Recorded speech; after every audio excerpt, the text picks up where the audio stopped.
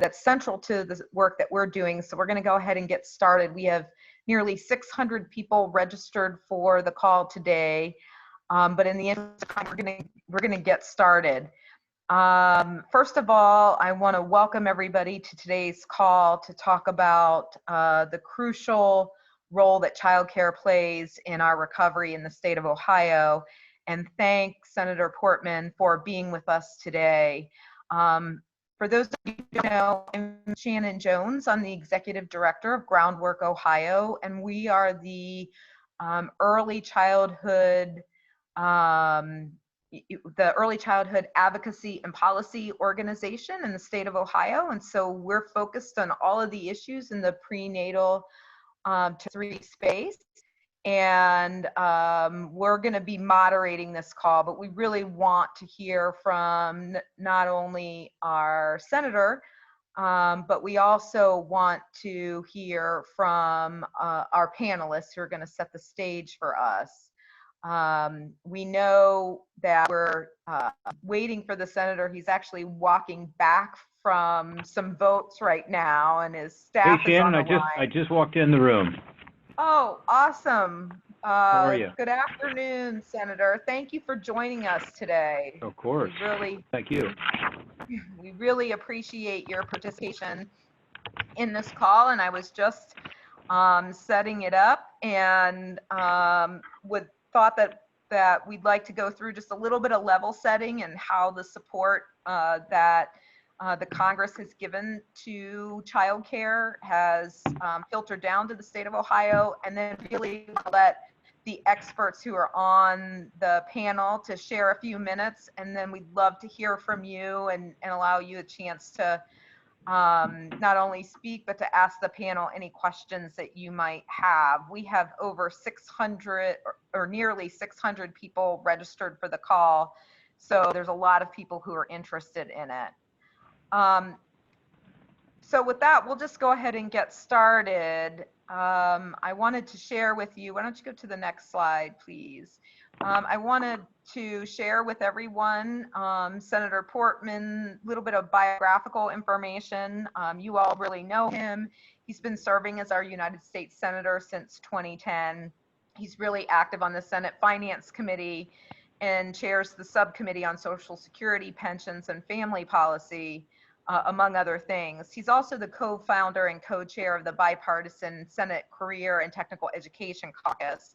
So thinking about how policies impact children along the life course that leads to meaningful work and opportunity in the future is something that's always on the forefront of his mind.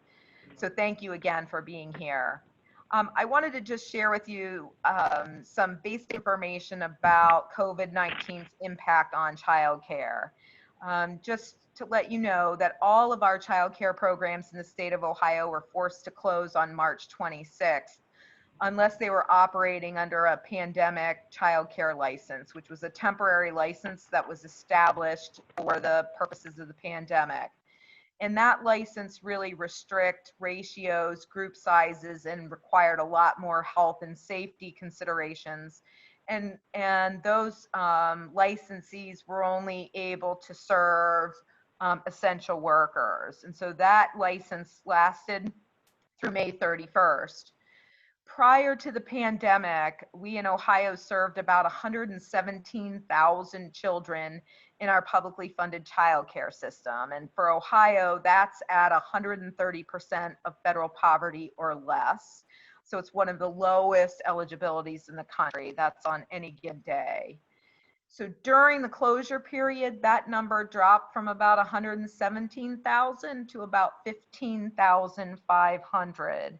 And upon reopening, we are still serving on any given day, we think about 30,000 children in publicly funded childcare.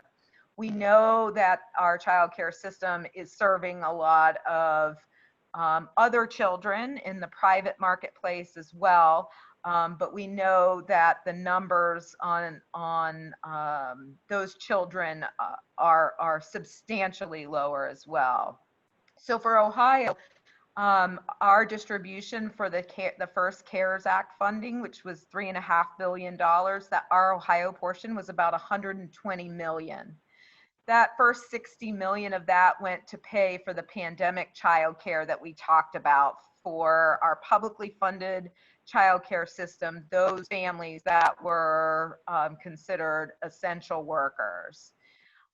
The remaining $60 million was being used by our Department of Job and Family Services for a grant program that's supporting both our publicly funded and our private childcare programs. And those resources are set to be utilized and spent down by the end of this week. So we know that with lots of other resources that are being dedicated towards our recovery, that many of those resources still haven't been spent down. That is not the case with this.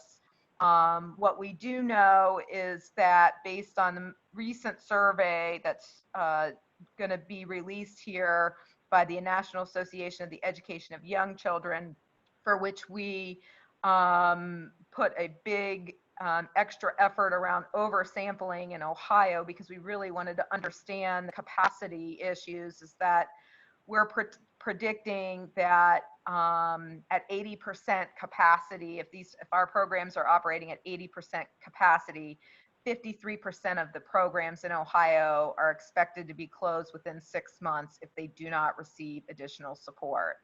So while the governor just this week has increased the ratios to the pre-pandemic numbers, we know that our programs have been operating at a loss. And so that's why our sector and all of the partners that make up our sector have been advocating for $50 billion in dedicated flexible funds in CCDBG.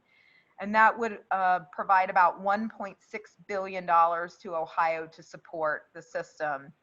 And so we're looking at about 9 months of stopgap funding for Ohio is what that level of investment would fund. So with that, I'd like to turn it over to our panel here, if we can get the next slide. We have some really great experts to share their experience, Senator, that I know will give you the kind of granularity that you always seek about how your federal actions impact the system in the local communities in Ohio. And we've got Katie Kelly here, who's the Executive Director of PRE for CLE, based in Cleveland, who's really a systems expert and has been engaged in building up early childhood systems in that community. We have a couple of provider voices too. We have Carol Haynes, who's the president and owner of multiple Kiddie Academy franchises. And so she serves several different types of communities in Columbus area. And Patty Gleason, who's the COO of Learning Grove in Cincinnati. She operates she's a nonprofit operator that operates in both Ohio and in Northern Kentucky, so has really interesting perspective to bring to bear. So with that, I'm going to be quiet and I'm going to turn it over to Katie Kelly to just give a couple of minutes on the impacts to the system in her community.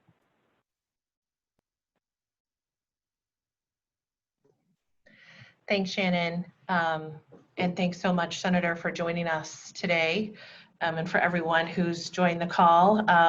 We're really happy to be having this discussion because we're at a really critical point for our communities across Ohio. So as Shannon said, I represent Cleveland in this discussion, really as an organization that has been working to expand access to high quality preschool, but also very invested in really expanding access to high quality early learning from birth through 5 through partnerships in the city of Cleveland and in Cuyahoga County.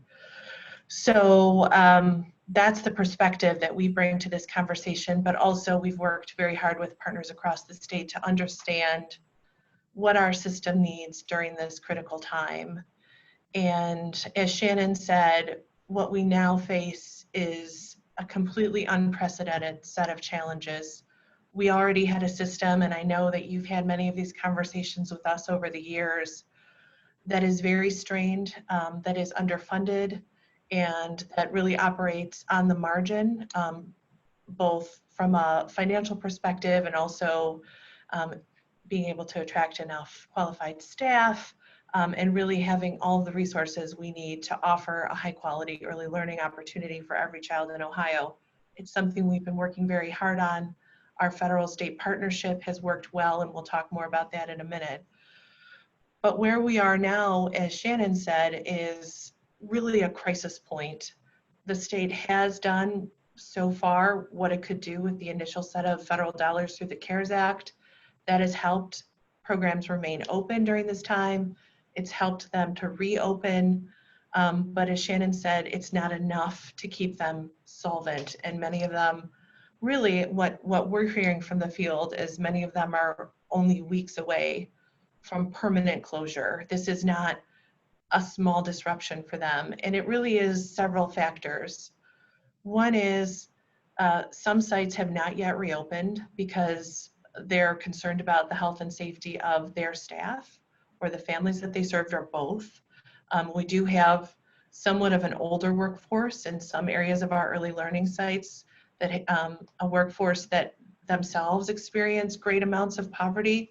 We're talking about bachelor degree teachers that make $11 an hour and also experience some of the health impacts of that. And so, we have that going on, and we also have sites that are reopening but struggling to afford to do that long term. And so we have both of those challenges. So, in addition to that disruption, we also have sites that have started to reopen, have experienced infections within their sites, and have had to temporarily close, or parents have just pulled their children out even if they don't close. And so, for example, we have one Head Start provider here in Cleveland who experienced an infection several weeks ago. They did not close the whole site, but only about 4 of 50 children returned the next week. Understandably, parents are scared. Parents are scared to put their children back into group settings. And that's really contributed to low enrollment across the board as parents fear for their children's health. And they also are experiencing unemployment that makes them ineligible for child care subsidy. And that's another thing that we're seeing in Cleveland and across the state. Families just are not able to meet the work requirement to send their children back to child care sites. So all of those factors are contributing to low enrollment. Even with the reduced capacity that we are currently experiencing, enrollment remains low, and it's very, very difficult for child care centers to remain open under those conditions without supplemental funding to help them through this period. And so as Shannon said, we're facing more than half of our sites closing permanently. And this is not something as a community, as a state, that we can rebound from. This is something that will take decades of work to remedy if that were to happen. It's not something that could be addressed quickly. So, the other piece of this that I think is really important to consider is we would not only be losing childcare capacity at that level, which would be a tremendous blow to our economy and to our working families, but it also would be a loss of really 30 years of work building up a system of early learning that prepares children for school and for life. Prior to the 1990s, we had a childcare system that was primarily about care, about watching children and keeping them safe while their parents were at work. Since that time, as a state, we have invested billions of federal and state dollars into building up a system that is actually high quality early learning. We have helped teachers attain higher education degrees and credentials over decades of work. We have made sure that sites have high quality curriculum and assessments. They have systems of engaging families and connecting them to community resources. All of those parts of the system that we know actually prepare children to enter kindergarten ready to learn and to be successful members of our future workforce. So that is something as well that we cannot replace if we lose. Will take another 30 years to replace, and it will be billions of dollars of investment that are lost if we do not invest now in supporting programs to make it through this crisis period. Part of the devastating timing of this is that for Ohio, we were on the precipice of a major goal related to quality rating, which is that by June of 2020, all programs had to be rated all programs who receive state funding had to be rated in Ohio's quality rating system, Step Up to Quality. We're 90% of the way there. That goal was delayed to September. We anticipate meeting it, even in the midst of this crisis. But again, if half of those sites who met that goal close, we are sending our state back tremendously. So, and from a local perspective, Cuyahoga County and other communities across the state, Dayton, Cincinnati, Columbus, Akron, I don't want to leave anyone out, but many communities have also invested local dollars. And I know here in Cuyahoga County, we have contributed many millions on top of the state and federal dollars to help reach these goals. At Pre-for-Clee, we've been able to increase enrollment in high quality preschool by 72% over the last 6 years. And we're anticipating much of that being wiped away if we're not able to secure at least $50 billion in the HEALS Act. And it seems like a lot of money, but when we're facing the kind of deficits we're facing in this system, it will be worth it for Ohio's workforce, for Ohio's future workforce, and making sure that families can return to work. Because if we lose half of our capacity, there's just no way to rebound from that quickly for Ohio's families. So I'm happy to answer more questions, but. Thank you so much, Katie. I know that Senator Portman is going to have to run to take some votes. So I want to get both of our providers in because they're going to be able to talk specifically about some of the finances and the impacts on the families that they're serving. So Carol, I'm going to turn it over to you quickly to just share a little bit of that information. Yeah, and Shannon, we've also got Kevin and Nan and Megan on the line who can stay on. Well, at least I'll volunteer them, hope they can.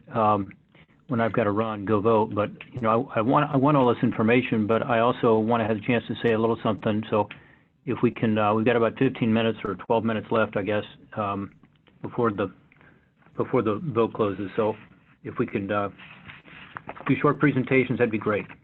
Great, thank you. Thank you, Senator Portman, for your time today. I do appreciate it. I will move as expeditiously as I can. As Shannon had mentioned, we've got 2 center-based programs in Reynoldsburg.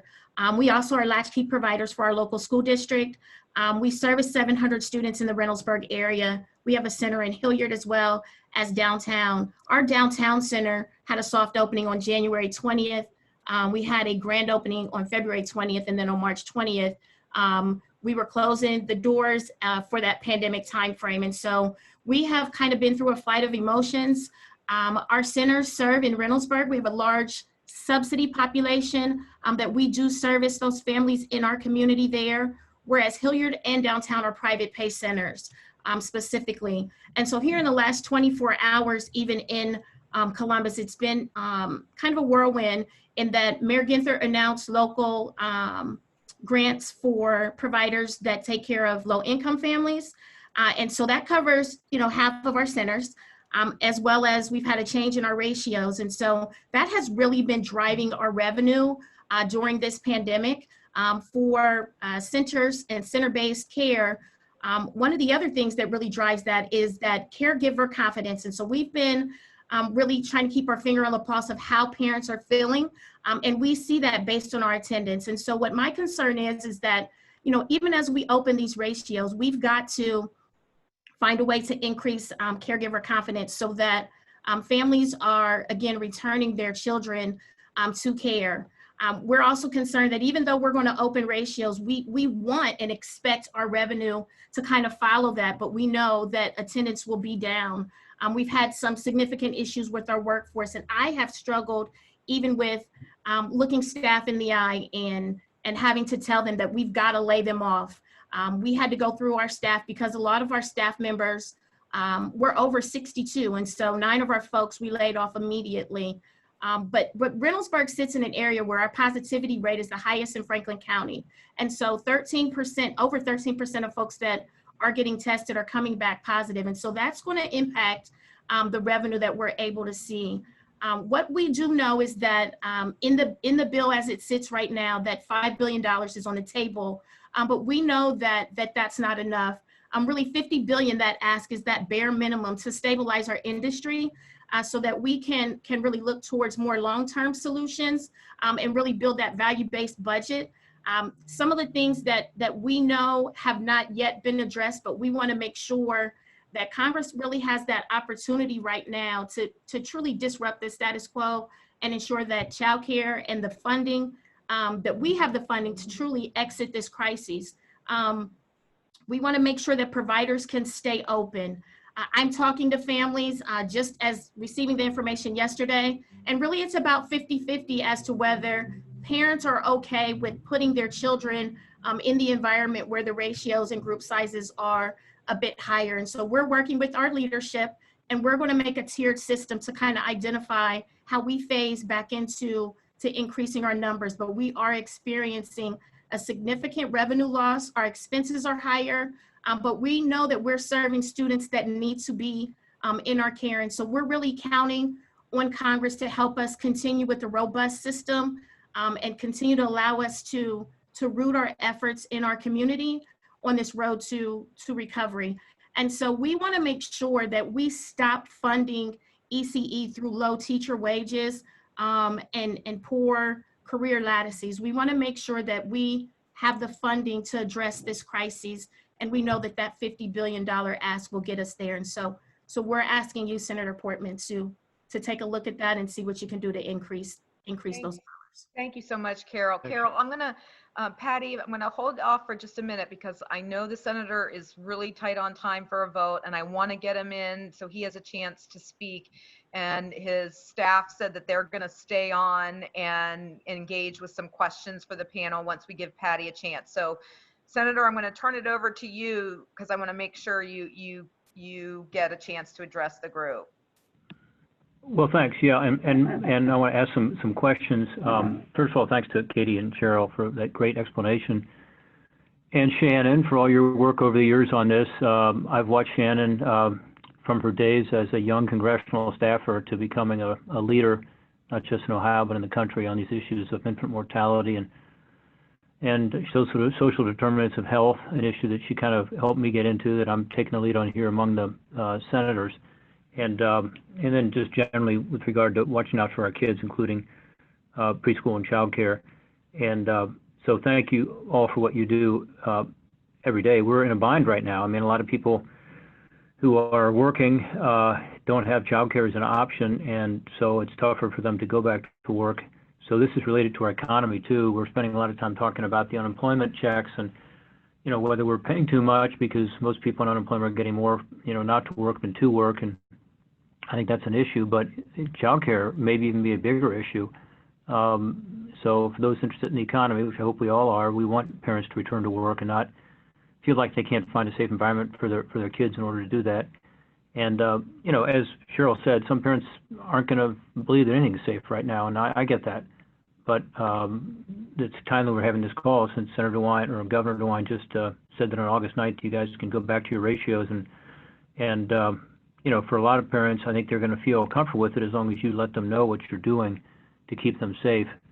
One of the things that's in the legislation that was introduced yesterday is some tax incentives that I put in there, my bill, to say you can get a tax credit if you're a nonprofit or a company or a 501c3 for using things like, you know, plexiglass shields or buying testing equipment or thermometers or PPE or hand sanitizer. So in other words, giving your entities the opportunity to be able to make yourselves as safe as possible and getting ability to have your taxes be reduced when you do that. This would be off of the payroll tax that you all pay. So anyway, that's in the bill, which would be helpful. Cheryl mentioned the 8.2, she didn't say the number, but I know it's $8.2 million that Mayor Ginther announced for child care this week, and I'm working closely with the mayor and others on, how the CARES money is being spent. That's just money that went to the local community, so that's federal money, federal tax dollars, your federal tax dollars at work that Mayor Ginther chose to use that way. Now, not every city or county is doing that, but remember there was $4.4 billion sent to the state of Ohio. 1.2 billion of that is supposed to go down to the localities. It hasn't yet. 350 million, but some of that will be funding that's available too. So I hope you're talking to your state legislators and your governor and your local officials, because that's money that can be used for this purpose as well. They have lots of uses for it, but this is one. And we need the other 1.2, by the way, the rest of it, the 850 million, sent down to the local communities because it's stuck in Columbus right now.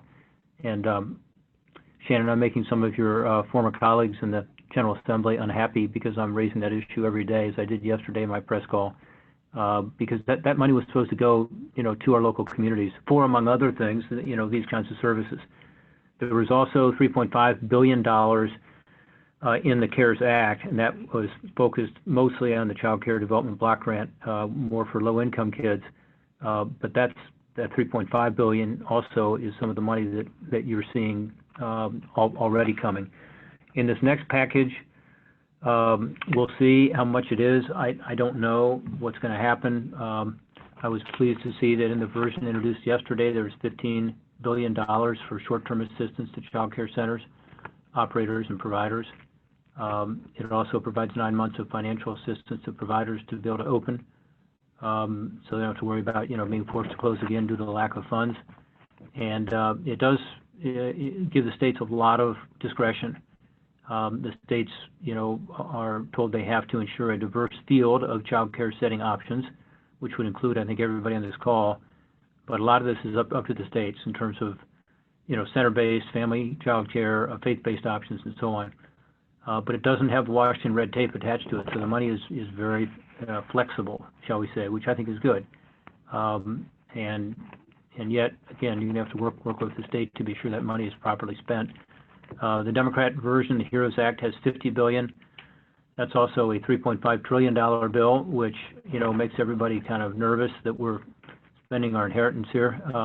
We already have spent it. Sorry about that for the young people on the call, but we've already spent over $3 trillion this year on COVID-19, which of course makes this the biggest deficit in the history of our country and the biggest as a percent of our economy. If we do even the additional $1 trillion that's talked about, much less the 3.5. So, there are better sources of funding at the federal level because we don't have to balance our budget like Shannon has to at Warren County or Mike DeWine has to in the state of Ohio. But it's still money we're borrowing, and so we got to be sure that it's well spent. And I think child care right now, given the crisis, is one place it ought to be spent. But it's not an endless flow of funding, and there are consequences to the spending. So we need to think about that and make sure we have the right plan in place that incentivizes parents to be able to safely reenter the workplace while giving them the peace of mind that they can have good child care professionals watching over their kids in a safe and sustainable way. It's not just about going to work, though. It's also, as Katie said, about sending kids to kindergarten ready to learn. I'm a big fan of preschool for that reason. Cheryl talked about the latchkey kids that they help. That's another issue, that isn't directly related to jobs, although it helps. But there are lots of reasons in terms of how these kids are going to be able to make their way in life if they don't have a good start, a good healthy start, particularly when they don't have a family structure at home that gives them all the support that they need. The data that we have says that nearly half of providers said that they couldn't survive a closure of more than 2 weeks without financial support at this point. So, as you all have said, there's lots of entities that are on right on the edge. In Ohio, pre-pandemic, as was said, we had more kids in care, 117,000 is your number, Shannon. We have a little lower number, but that probably includes a lot of private child care entities. But the point is, it's dramatically decreased. And even with this announcement of the reopening, as Cheryl said, some parents aren't going to feel comfortable. And Katie, your point about losing 30 years worth of work, we can't let that happen because there has been a lot of very positive developments in terms of people understanding the importance of child care and good child care, healthy child care, and child care where the kids are learning stuff. Anyway, I'm very interested in being helpful. There's a study out saying 60% of child care centers have closed, and 1/3 of the child care workforce have lost their jobs. And that was at the height of the COVID-19 outbreak. And again, it's better now, and I think it's going to get better. Even if the COVID-19 continues, we're just finding better ways to deal with it. But the things we talked about today, having this additional help from the federal government to make workplaces safe and make child care centers safe, and to get the funding out the door for the state and locals, and to get the specific unprecedented amount of money from the federal government out for child care, that will help to be able to keep 30 years of work from being lost. So with that, any other comments, Patty, that you have before I've got to take off, or any questions anybody have would be great. What's the timing on the vote? Patty, jump in here. Okay, I'm just looking at it. How much time is remaining?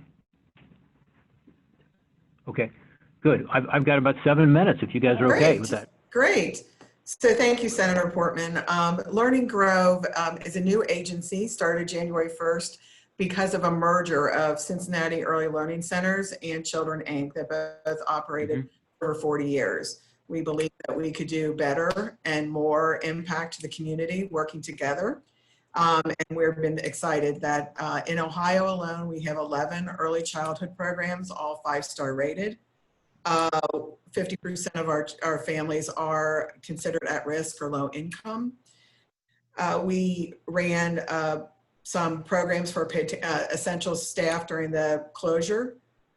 I will tell you that I want to reinforce what Katie said, is that I've been doing this a long time. And I've seen where the interest was literally just workforce development, and then after the brain research, and we understand how important these first 5 years are. Right. Now we see that how important it is, as you said, to the economy and to the workforce. So I think there's no more important place that we can invest our money. And the fact that, again, as Katie said, our industry is built on the worst financial modeling that can ever exist. We are paid based on attendance, not the way the Ohio Department of Education funds education, or Head Start, which is based on enrollment. Our costs are fixed. So on top of this is this model, when we hit COVID, we are currently losing $8,000 a month per preschool classroom that we run. Even with Governor DeWine's support, we at just one site alone lost $40,000 in a month. As you can imagine, as a nonprofit, we can't continue that way for very long. I also want to stress that we are appreciative of Governor DeWine's allowing us to make choices of going back to regular group size or not. Hamilton County, as you know, has high COVID rates, so we are choosing to stay at those lower groups rates. And though that money will help for August, as you can hear what I said before, we cannot go on very long. So when we look at that child care stimulus money, we can't have it only support for 3 more months of this situation. We have to look at it as a long-term reinvestment and rebuilding of our industry. And I also really hope that when the election is over, that Senator, you can step up and work in a bipartisan way to really rethink long-term how childcare is funded in our nation, and put us in a better place so that we can continue to improve teachers' salaries, who again, as we mentioned, are living in poverty a lot of times, and continue to support high quality programs and improve what we have in our state. So I thank you for your time. Senator, we Thank you. are so grateful for the time that you have given us, and I know that you're trying to fly out and that some on your staff are going to stay on to ask some questions or answer any questions that we have. Is there anything you'd like to just add before you run to cast your vote and we turn it over to your staff? No, look, I appreciate what you're doing. You know, one of the data points that we may have gotten from you guys, and I know the Bureau of Labor also has it, is that 2/3 of kids under the age of 6 have their parents, the available parents, many are single parent households in the workforce. So 2/3, think about that. And that, you know, those kids, once these parents start to go back to work again, and more are doing so, you know, unemployment in Ohio is down to about 10%. So that means 90% of the people are working. They've got to have a place to go. So this is the concern, and you know, it's reality. Maybe we can all wish for more intact, you know, nuclear families, but the fact is, childcare's got to pick up the slack, and if it doesn't, then the consequences, as was said earlier, what we know about brain development and what we know about the ability to take advantage of school is compromised. So I understand the importance of it, and as I said earlier, you know, some of the funding's already being used for these purposes, and then there will be more funding, I believe, in the next package. I will give you one sort of, I guess, negative note on what might happen. I mean, I've spent a lot of time talking to my Democrat colleagues this week, and my Republican colleagues. I just left a meeting with Secretary Mnuchin, who's kind of negotiating for the White House, and we're very far apart. And my fear is that because the election's coming up and so on, and just because of the increased partisanship in this town, that it might be hard to get something done, which would be really sad. But I wanted to just put that, you know, plant that seed, because I think expectations are pretty high. That, you know, Congress is going to do what we did last time. The last vote was 96-0 for the CARES Act. That was wonderful to see, because we really came together. That won't happen this time, and it's just not. You know, both sides seem to be kind of in their corners. So I'm trying very hard to get a deal. I think there needs to be an agreement on this issue and so many other important ones, like unemployment insurance. But and again, this is all the federal side, where we've already done a lot, but we're going to have to do more, and then we're going to have to figure out a long-term, more sustainable approach here, because it's in everybody's interest. Anyway, back to you guys, and thanks, Megan, Nan, and Kevin for staying on, and they will bring to my attention whatever comes up in the rest of the call. Thanks for what you're doing, everybody. And Shannon, see you soon back in Warren County. Yeah, thank you so much, Senator, for being here, and welcome to Megan and Kevin and Nan. There are a couple of issues that I just want to flag, but before I do, I want to invite anyone who's listening to this call, if they have specific questions or they want to share their story, please put them in the chat box, because we're going to print off this chat box and we'll share it with the senator's staff, so he's able to, you know, understand the individual stories, the individual circumstances, the individual concerns that you have. And I think to the senator's staff, you'll see that while the stories are individual, that there are common themes that run throughout them. One of the things that I would like to maybe ask Megan about is see if she might have some thoughts around this, but might have some ideas about how we can get this resolved, is that in the very short, immediate term, we have this issue where we have lots of school districts in the state of Ohio that are choosing to put their schools at 100% virtual learning, or a part of the day, week, month in virtual learning and alternating among groups of kids. This is causing a lot of confusion in the childcare system, not because of the logistics get complicated. Of course, the logistics get complicated, but the professionals who work in childcare, they have been dealing with this pandemic from the beginning. And so they're adept to dealing with this from a logistical standpoint, notwithstanding the challenges. But it's the payment issues that are getting wrapped up. So if there are, if the schools are getting paid to provide the instruction, and yet the children aren't in the school buildings and have to be in childcare, our childcare providers need to be paid for those services.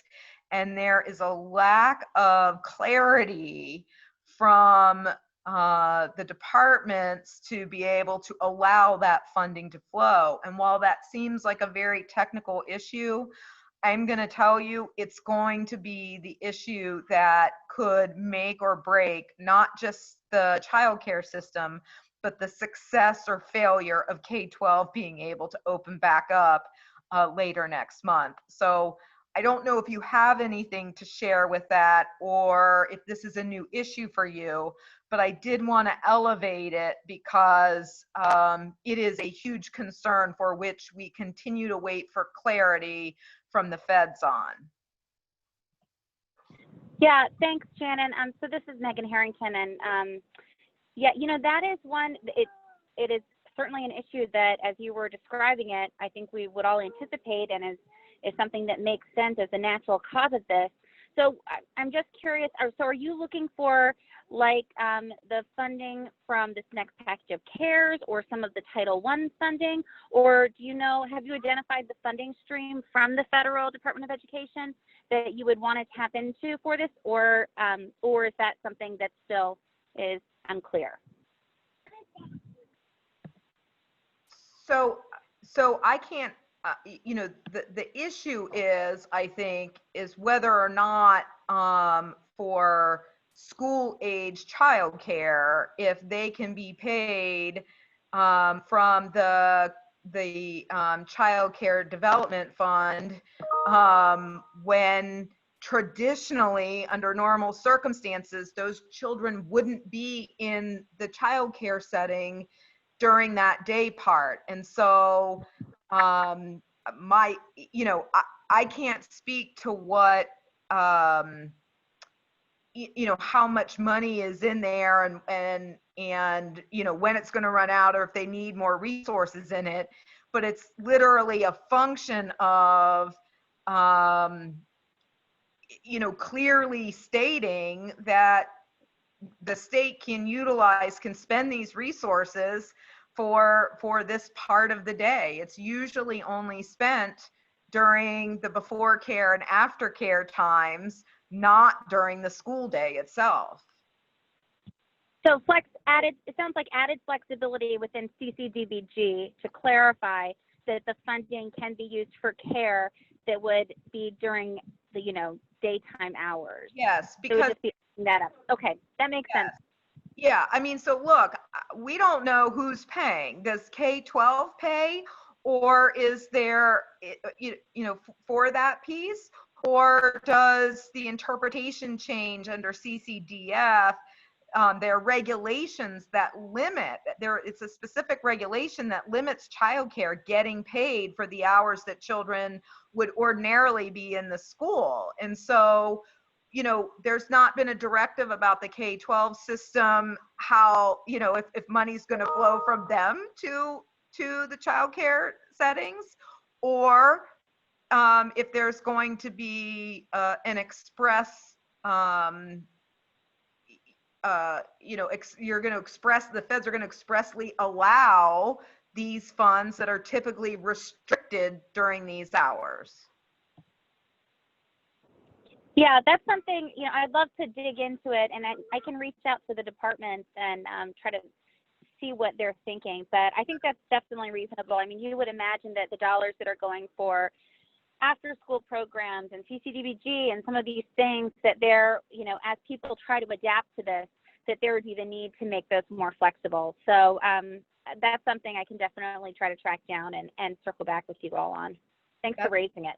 Yeah, thanks for your help in trying to thread the needle here. We know how complicated our system is, and COVID more than triples the complication, not to mention the fact that, you know, as families and districts are looking to a return to school, what's happening in the K-12 buildings or not happening in the K-12 buildings is getting the vast majority of attention. But childcare's got to be a partner in this conversation to figure out how we're going to have enough childcare capacity that's sustainable to be able to support what the decisions that the schools are making. So thank you for helping us with that. Before, you know, I want to make sure Nan, Megan, and Kevin, you're getting what you all need. I mean, Carol and Patty in particular are some of the strongest providers that could really, if you have questions around how the finances have worked and how the, you know, how substantial the shortfalls have been, or any of those operational issues, they can really, you know, speak to those. But I want to make sure that you're getting what you need to support Senator Portman. This is Kevin. I'll jump in. I think the input so far has been extremely helpful, and as the senator kind of touched on, and I think that it's still a little unclear how this next phase of legislation comes together. So I think we should just stay in touch as we move forward. The one thing it's a little bit separate, but I would be interested in your thoughts on it. As you know, back in March and April, when the state had forced some businesses to close, I assume some of the healthcare provider, the child care providers had to move over to unemployment insurance. One of the big issues we're working through is the federal assistance on the unemployment insurance side of things, and the extra $600 a week on top of the state unemployment benefit. Have you seen, as child care providers are reopening, any of the teachers, not necessarily wanting to return to work due to the potentially making more while being on unemployment? Carol. Oh, thanks, Shannon. Hi, Kevin. This is Carol Haynes with Kitty Academy. And we have several locations. We have had a significant issue in all of our locations getting folks to return from unemployment. And they've been very upfront in letting us know that they make more on unemployment. We had an individual set to start this week, but stated that they would not be returning because they felt that it was unsafe, in addition to the fact that what is currently being discussed over in DC would allow them to still get an additional $200 per week, which is still more with what they get from the state and the federal government is still more than they were making. And so it doesn't make sense for them to return, and had commented that they've been able to pay off a significant number of their bills and debts. And so we're really struggling with getting folks to come back from that. And so we're trying to strike a balance, as well as being sensitive to our staff's needs. But it really has incentivized folks to not return to work. And so we've even talked about, could there be an incentive that rewards or incentivizes, our staff that have shown up this entire pandemic and that continue to show up, or there's a credit for folks that they return to work to receive the credit or the additional dollars, and still think that would infuse the economy as well as allow us to staff our locations. And so right now our issue isn't number of seats, it's number of teachers to take care of the kids that we're seeing. That's very helpful. One thing I want to add is that we did apply for a PPP loan, and so we were able to keep our teachers on, and we paid them during that time, and they did virtual with our parents.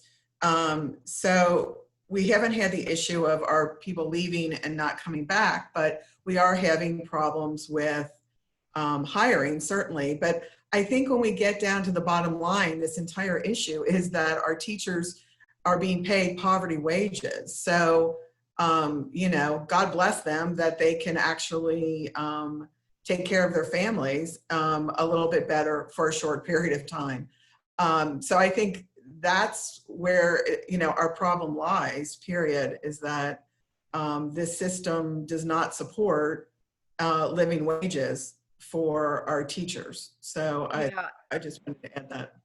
Thank you for that, Patty. The other thing that I would add, and Katie's talked a lot at the top about how we have had this 30-year investment in our publicly funded childcare system and transitioning it from a system that was really focused on the adults to provide care for kids so the adults could work, and looking at it as a 2-generation strategy that, yes, takes care of the workforce of today, but really invests in a way that's consistent with brain science and all of the research to build the workforce for tomorrow.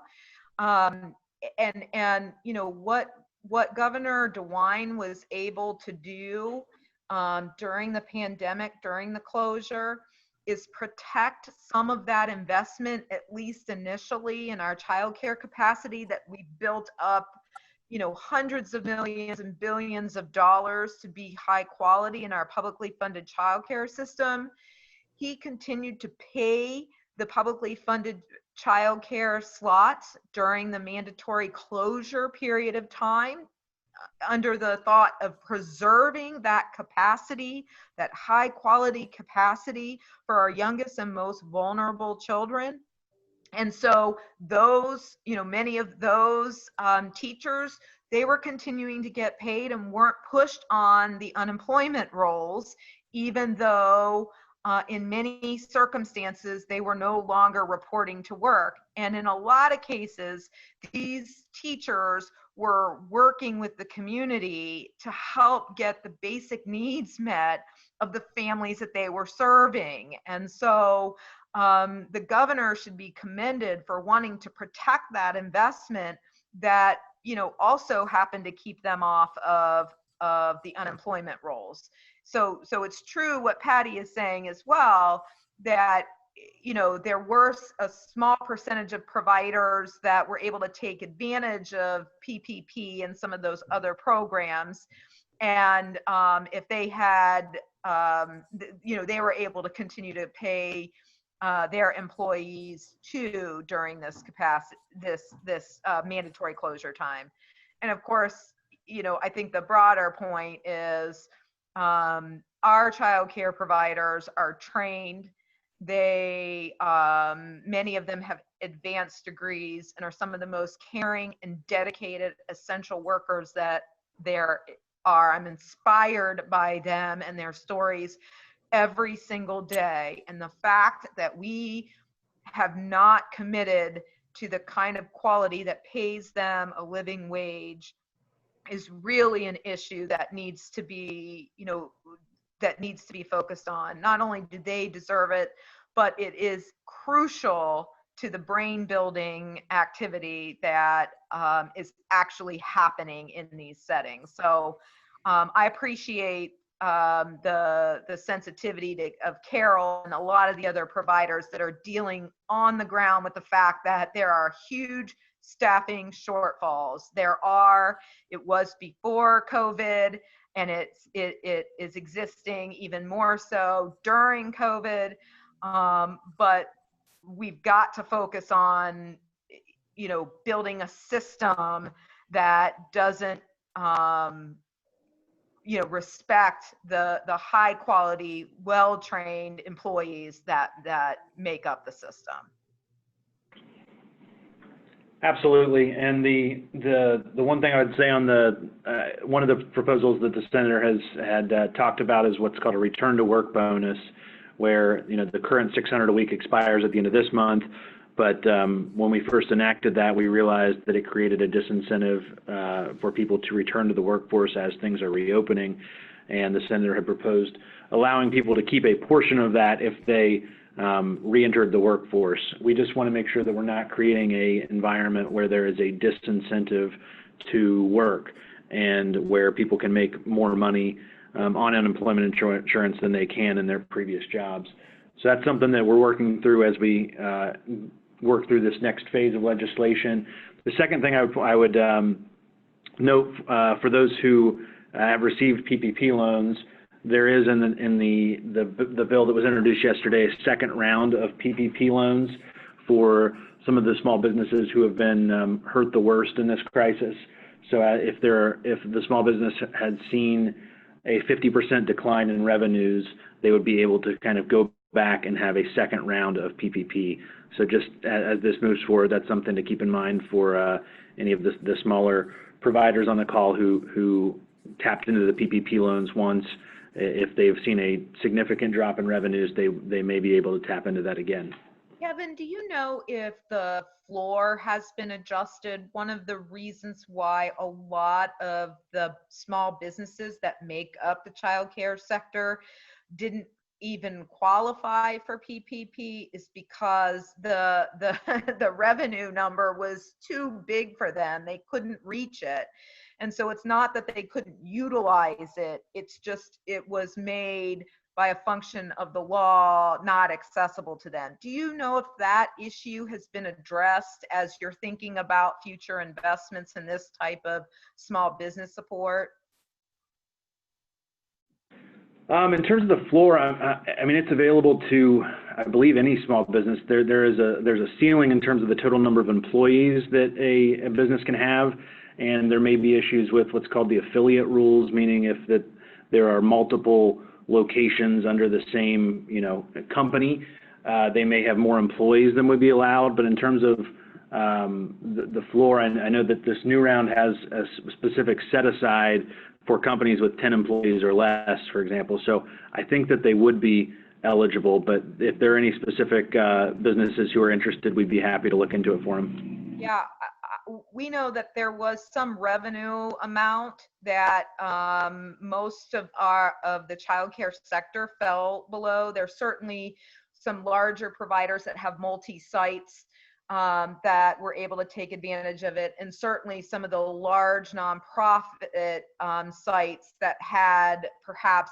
other types of programs in their portfolio were able to qualify. But childcare is a super small industry made up of really small businesses. In fact, a lot of childcare operates in people's homes, and so I can get some more information on that, but what we've heard from the field is twofold. They couldn't access it because there is some sort of floor for which they couldn't become eligible. The second thing is the nature of these types of businesses and how small they are. The vast majority of them don't have banking relationships in the same way other small businesses do. And so when you have private banks, administering the program, and they're administering to their current customers, that there's just not a lot of awareness or financial relationships that they were able to tap into. And so, as we've talked with policymakers about PPP, that's one of the issues we've also been raising and thinking about.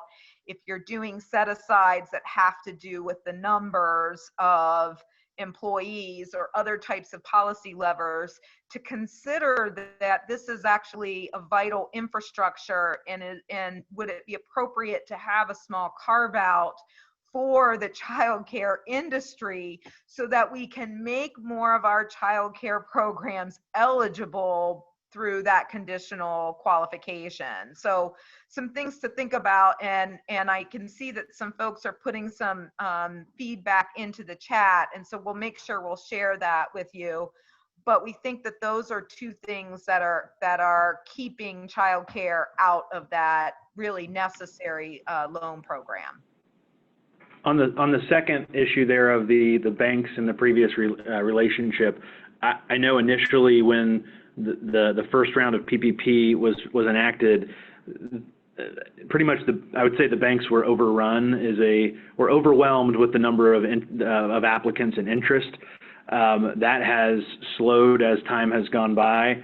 And while initially we heard many reports of people couldn't get through to the banks, or the line was too long, if you will, that has since cleared. So if people initially reached out and had some difficulty, I would encourage them to reach out to an SBA-approved lender again, because they've cleared all the backlog and there's still a significant amount of billions and hundreds of billions of dollars available for PPP loans. I think it's 190 billion, if I'm remembering correctly, that is still out there and available. So if entities had a difficult time at first when everyone was trying to apply and got frustrated with the process, I would encourage them to take a look at it again. Great, thank you. Thank you, Shannon, for bringing this up, because you know, the single site programs, but I know our family child care providers were just locked out of this. So, you know, I want to make sure I see lots of things popping up from for some of our family child care providers that we certainly need them, and we want to make sure that any future funding and, you know, is there for their support, you know, to support their work too, so.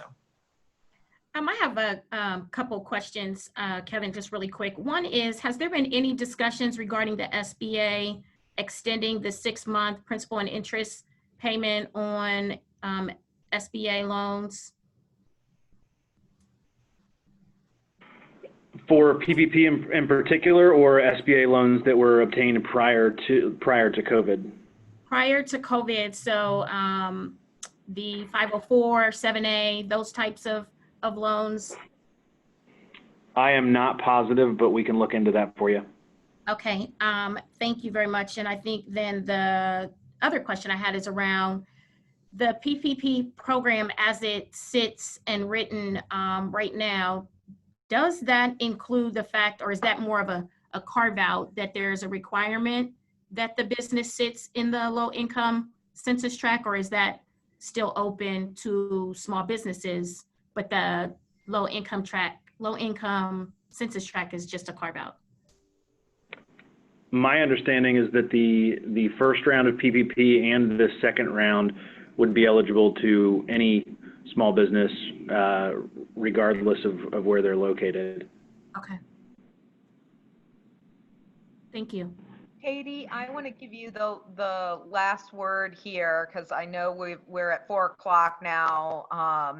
And there's lots of great feedback coming into the chat, so please put it in there and we'll share it with Kevin and Megan. But Katie, I'm going to give you the sort of last word and what you want to make sure that the senator knows. Sure. So I just want to thank everyone for being on the call, the senator's staff, and for sticking around to talk about some of these more complex issues related to all these different parts of the relief package. And we appreciate your ongoing, you know, commitment to us to try to help find solutions. I guess if I had one last word, it would be, you know, we've heard the senator talk about the different things that he's working on in the bill, and the tax relief and some of the other features. But I guess I would leave you with, if we don't reach 50 billion in this package, a lot of these issues won't matter, because our child care centers simply won't exist. And I don't mean to sound, you know, I'm not trying to be dramatic. It's just where we are right now with the state of our early learning system. And with that will go multi-generational support for our workforce, for our families right now, for our workforce of the future. I can't express to you how critical this moment is. And so while we're grateful that 15 billion is on the table, it's not enough to keep our system alive. And so we would ask that you very seriously consider supporting the 50 billion proposal. It's really the minimum of what we need to get through this period intact and to keep families in the workforce, which I know you care deeply about. So thank you for your thoughtfulness and for your participation today, for being willing to have this discussion with us. And we're all here to provide resources and information, feedback on what's going on in the ground. And we're really grateful that you would consider that, because it's truly what our state needs. It's the engine of our workforce. And without it, it will grind to a halt. And I know that we all want to avoid that. So Thanks for listening today. Thank you all very much. We appreciate it. Thanks for having us, and sorry the senator had to run a little early. All right.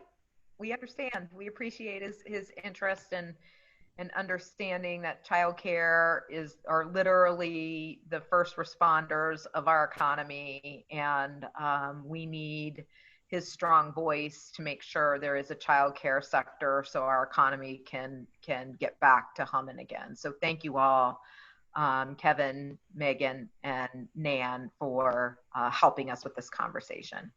Have a great rest of your day. Thank you. Thank you, everybody. Thank you, Kevin, Megan, and thank you to everybody listening who do the hard work. Yes. Amen.